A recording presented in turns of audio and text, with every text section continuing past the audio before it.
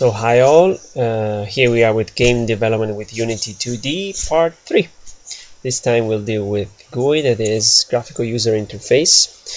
And you may wonder, if you're not expert in the video game field, you may wonder whether what can not be graphical user interface in a video game. But in fact, this term is used with a specific meaning in video games. This means, but this is meant the buttons, labels, panels, building like options, scores, instructions, settings, intro level, introductions, texts, and things like this. So there may be some games which are made essentially into with a work you play through a GUI. For example, could be a card game. But most games, the gameplay is not made with a GUI. So in our case, we will have we need, of course, the scores and some text, but we need also graphical user elements in the gameplay. So well, let's start as usual with some gameplay. We added both more animation characters and audio. Unfortunately, I can't record the audio here, but you can of course download both the executables this time and also the full project and run it. So you can see that we have labels here on the top for the game and on the bottom for the scores. So I hear the horses clapping and our soldier advancing. So this has some suspicion and launches his javelins, which also now have their own sound management. But the ambush is still there.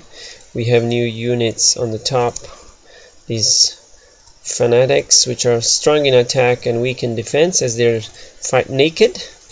And so here the real battle is going on, starting, and you see we have health bars on and which show you when on rollover you see the health of the unit, and the scores are getting updated. I have also the sound, so this is quite exciting, and the battle is really, this time let's throw some javelins on top. Then here I got that one, and so these guys are still fighting. I didn't reach the camp, which is on top and give me additional points, but let's see how the battle ends. If I don't know who's actually winning yet, because if all the Romans die, even if they have a higher score, they actually lose. So let's attack here and here. Many Germanic are dead this time, and it's over. So a bug. The Romans won this time. And you see also we have a panel here. So the Z index of the panel should be higher than that of the health bar, which you see on top here. But this also shows you, well, it hints you at the fact that I'm using actually two cameras, one for the GUI part and one for the gameplay. Now I'm going a bit ahead of what I should say. Anyway, so let's go in order. Do I have something more to say before talking about my not easy trip into GUI? Oh, just one thing that maybe I forgot last time is that I promised at the end of part 2 that I should have a playable a really playable game. That one of the sides should win and the other lose, and the game should end. And in fact, this is what you have in this part 3. If you inspect the code and how I'm writing the state of the units, you will see that I'm using for life points strength, I'm using a very restrictive set of possible values. It is most parameters go in the game go from 1 to 3. And in fact, this is a trick taught me by my friend Alex Neuwald. When doing game design of an emergent game, just having your parameters go from 1 to 3 gives you actually all the flexibility that you often need, but you're keeping the balancing very simple. Okay, so let's get to GUI now. So about GUI, maybe some of you share my bizarre experience, because well, you first of all, I discovered that it's a feature which is in theory handled natively by Unity, but as soon as you tell or ask any advice to an experienced Unity developer about GUI, they start making funny faces, even sometimes funny noises, and shaking their head and waving their hands, and their looks like a terror or fear or hate. And so I started, there's something strange. So I started reading around, and so it seems that it's actually a part of Unity which is not trusted by experienced developers. And the most bizarre thing was when I found so I went and saw a training video by Unity itself, and they themselves say that you should use it only for prototyping, but if you want to customize it and use more advanced features, you probably should use something else. So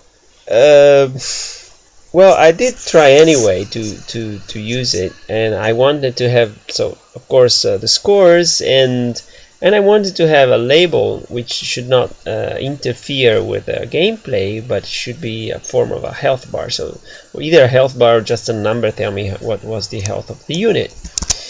And so the way you do this actually is that you have this callback. You have this method predefined when you stand on behavior, which is on GUI, which is where the environment and the engine draws the label part and all this kind of stuff. So you have to have it defined in here. Let's make it bigger. All what you want to do. So in my case, as I thought, I started building a system so as to have not to duplicate code, and as I wanted more or less the same behavior on all kind of units, I created a method. I created a queue of messages. So if a unit had been hidden or had some message to show on the GUI layer, this would be, the unit would generate a message in a message queue, and there would be one GUI method on unit which would handle these messages. And this actually, it's all commented out in code, it works fine. But of course, I mean, as everybody was telling me to use this or that plugin, I started inquiring, and so the problem is, as I prepared this sentence and I really look forward to saying it, I want to say that no text is an island, like no man is an island. So in fact, when you're using labels, and you need to have a style and an environment, and the style in GUI is, if I understand, is more or less fixed, and also the number of components of ready-made components is limited. So I mean, this is not something, at least I would, part of the game in which I would spend too much effort. So I was looking for something ready. In fact, most commercial games made with Unity, they use something else. And so one of the most used components is this GUI, who's the developer, I don't understand actually how the situation is now, but seems that he's working for Unity. One other thing which is confusing is that Unity has said several times that it's about to release this new GUI system, so which may be, I mean, API incompatible with the current thing. So if you start building real stuff using native GUI, you risk of having to rewrite everything as the promised new GUI. And also this promise about the new GUI seems to be around, have been around for quite a while, so this is really confusing. So following the advice of Giardini again, he told me about this new plugin which seems of high quality, and in fact, at least from my very limited experience, I can confirm that built with a really practical bent and with lots of components and a high quality experience is this Daikon Forge. So I got this component, which in my case will be useful also for the commercial game, which I hope to build in the near future. So, and I used it for doing some little stuff in Genio. And actually, before we go into Daikon Forge, one note: there's yet another way to have text in your game, and which is not by having a GUI layer, a coherent set of GUI style set of features, but by simply putting 3D text objects, because text is of course one of the possible elements, I mean one of the possible game objects. And in fact, I tried this, it's fine, but it's for a different kind of usage. And where is it? Yeah, 3D text. So if you just create a 3D text object, it will be here and it will be showing you can handle it, but it's, in this sense, it's a part of the gameplay. This is not what we want. So let's go to how I use Daikon Forge.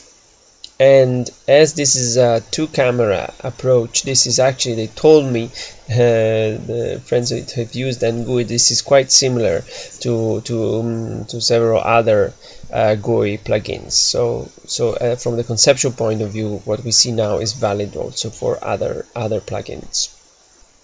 So another note, the fact that if you're not using native GUI and you're using one of these plugins, another nice thing is that you don't have to sort of have a delegate and so handle messages or whatever changes in the GUI layer, because you can do that only on a specific on-GUI or whatever method. You can actually do it in action when you're coding, and which is really nice. So let's see how in the game I put the scores here and labels and the game over panel. But this is really easy actually. Once you installed the plugin, in this case Daikon Forge, you can you just add it. It plugs into the development environment like many plugins, and so you create your Daikon Forge kind of camera. And as you may have seen here, if I zoom out, there is in the same scene there's a part where I do my layout and a part where I do my battle, and actually in gameplay the results of the two cameras are on the same scene. You have to be careful when you do the setup to make the camera render only specific layer. So here you see that this you build a specific layer called GUI, so that the plugin Daikon Forge camera renders this layer, and the gameplay camera will render everything but the GUI layer. So the Culling Mask here you see mixed, and in case you are Culling Mask here is only GUI. Okay, so and let's zoom in again and let's see how, I mean, this is the stuff that you've seen, and here you've seen it in the gameplay. Here you have my friend labels, which I've actually internationalized. We'll see that afterwards. Here, this panel is actually hidden, is the result panel. And if I make it visible, you see, okay, this is what you've seen at the end of the gameplay. And via code, when it's when I need it, I make it visible. And so this obviously all this part will not interfere at all with the gameplay, which is really nice. And the layout will be the layout here as it is shown here. Now, if we get back to our game, we have also more refined usage of the GUI plugin, which is the health bar. How did I do that? Well, that's simple too. If we go into prefabs, I have a specific prefab called unit health, which also has as component progress bar and minus, because I show the points lost when an attack succeeds. So this is actually of class a prefab with a df panel class script associated, which is one of the components which Daikon Forge provides you. And as normally you use these components as part of their UI root, it gives you this warning. But this is actually this actually works because I'm actually instantiating this prefab via code, not by dragging in the editor here, and it actually works fine. If I may give a hint to the Daikon Forge developers, it would be nice to have a standard set of code examples, not through the project examples, but actually as a document. That would be very useful instead of copying random bits around for the documentation part. It's very well documented when you're using the tool in UI root itself, or when you want to integrate it with external code. At least maybe I haven't simply found it anyway. So how then this is done? In fact, if you go into the units, every unit has, if I remember well, in the script has a health bar. Yeah, there you go, health bar prefab here, which is used as a prefab, and then in code it's instantiated from the prefab a health bar that actually moves with the unit. The script for moving the unit I've copied from the scripts available in the Daikon Forge examples. So this is basically it. This is how this is all put together when I run. So when I run the game, and the health bar follows. Now, well, maybe we could see in code the instantiation part.